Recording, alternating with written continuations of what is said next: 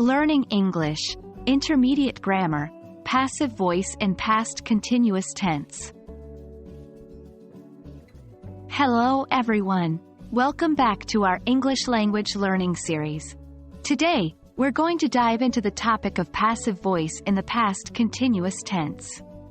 Understanding how to use the passive voice correctly can greatly enhance your English writing and speaking skills.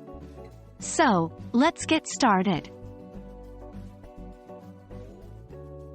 The passive voice in the past continuous tense is used to show that the subject of a sentence was undergoing an action in the past. Here's the basic structure. Subject plus was, were plus being plus past participle plus by plus agent, optional. For example, active voice, the workers were repairing the road. Passive voice, the road was being repaired, by the workers. In the passive voice, the focus is on the object or the receiver of the action, rather than the doer.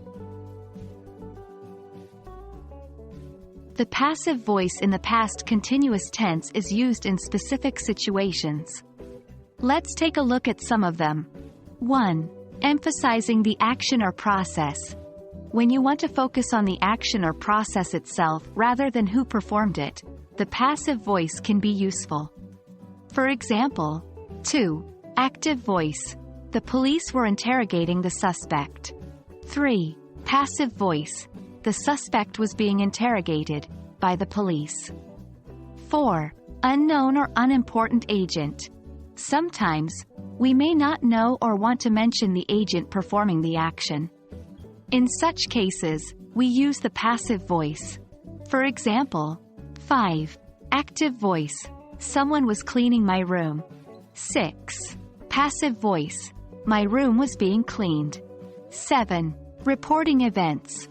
In news reporting or storytelling, the passive voice can be used to describe events in a more objective manner. For example, 8. Active voice. The protesters were blocking the road. 9. Passive voice. The road was being blocked, by the protesters.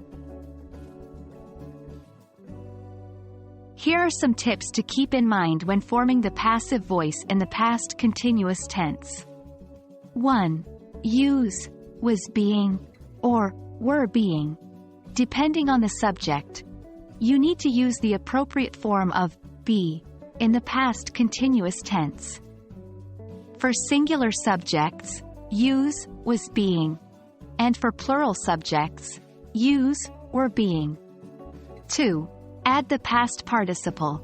The main verb should be in the past participle form.